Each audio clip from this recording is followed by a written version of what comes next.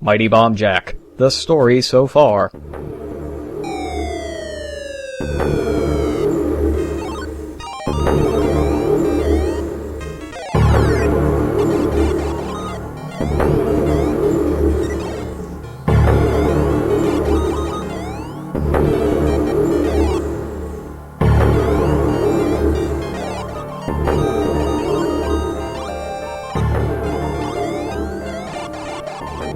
And now the conclusion. Heading into the home stretch, there are two things that we need to take care of. The first and most important is getting the one last secret coin we need to achieve the best ending. We've only got 4 right now. The other thing we need to do is get as many mighty coins as possible. Obviously, we need 3 to pick up the last secret coin, but we're also going to need some to not die. There are 3 of them to be had in this area. But you need to be careful and get rid of this palm tree branch over here before you go down to get them. Otherwise, you're going to get trapped in there and die horribly. That door down there leads to a slavery room, which is absolutely not recommended. The Sphinx Fort is up here by the exit. Heading into the Royal Room of Stage 14, this one's actually really easy. Ignore the placement of the blocks. It's a bit unfortunate, but I swear, it's not what it looks like. Now, you might have noticed that stage was extremely short. I couldn't really tell you why that is. Maybe it's just the game's twisted sense of mercy, or maybe it's trying to lull you into a false sense of security. But either way, I appreciate every chance I get to reduce the number of places where I might die.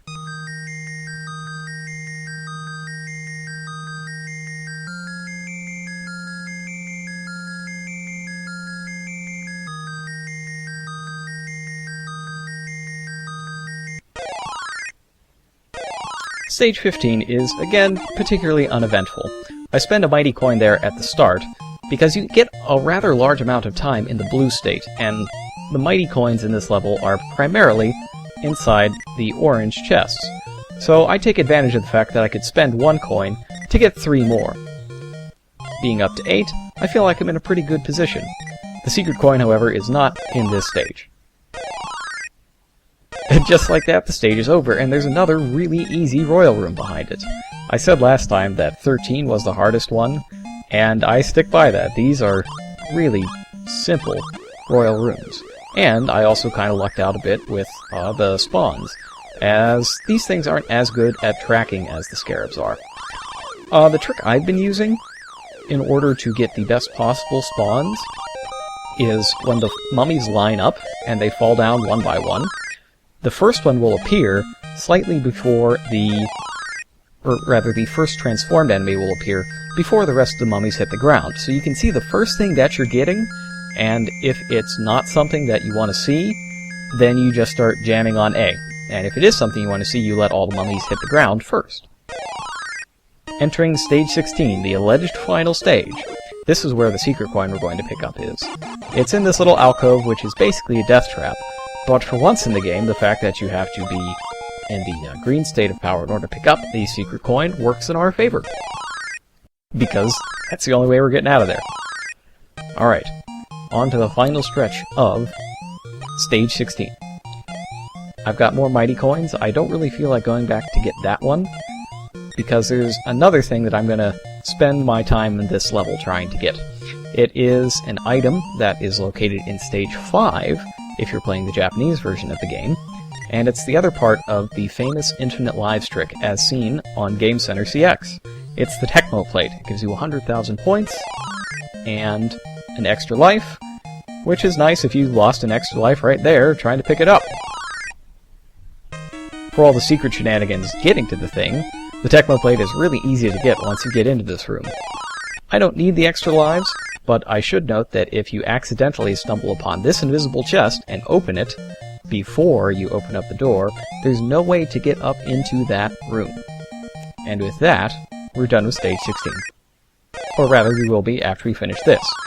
The only tricky thing about this royal room is that if you want the 50,000 point bonus, you need to hold left as you are entering the room. Otherwise, you'll automatically collect that bomb in the middle, and the one below it is not the one that lights up, which essentially hoses you. While this little box could be a bit of a problem in terms of getting the bombs in general, let alone getting them in the correct order, the fact that there are enough bombs outside of it that you can pick up to make the Powerball spawn makes it a really simple thing, or, well, a really simple task. Unless, of course, all the enemies are bouncing around inside, as is the Powerball, and there's no way to get it. Now, the box tells you that there are only 16 stages, but that's a lie, of course, just like most everything else in the game. We're on to the fictional stage 17. There is another secret coin hidden here, but we don't need it, and I'm not going to waste time trying to get it. The first thing we need to do is collect that hidden Sphinx that you'll have no idea where it is, unless you have a guide.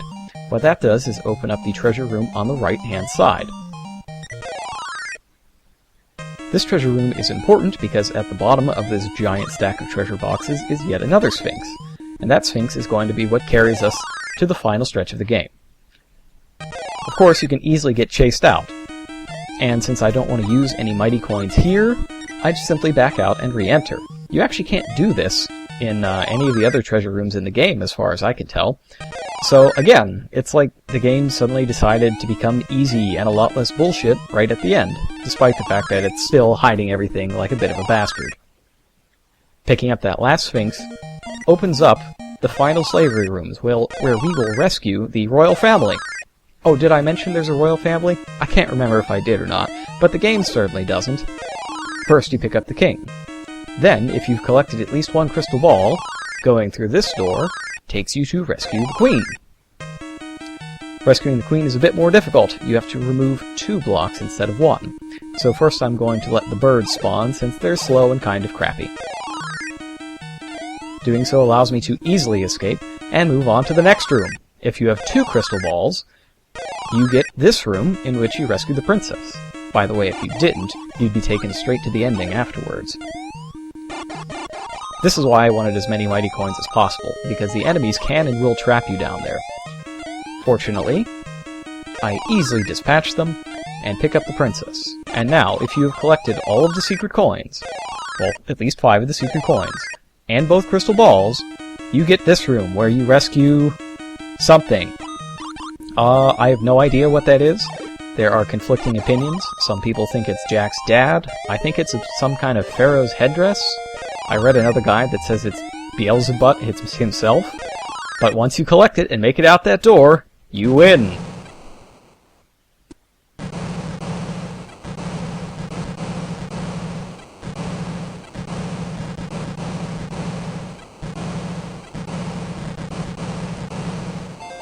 Great! Wonderful! The more things you pick up, the more of the pyramid is destroyed, and in our case we also get a bonus part of the Sphinx up in the corner. I have no idea what this ending means. I interpret it to mean that Jack found out that he was the son of the king, which is a bit awkward when you consider the next best ending, he marries the princess and has some kids. But that's not the only reward you get for beating the game. No, there's still one more thing for those of you dedicated to get here without game overing. I sure hope it's something cool and exciting, and not just a message that says, "Congratulations!" It's a game over! That's right. After sacrificing all of those orphans and praying to a god that doesn't exist to avoid game overs for the last hour, you are rewarded with nothing else but a game over. That's all for Mighty Bomb Jack. Thank you, Dectalon, for making the hard games thread, and thanks to everybody who watched.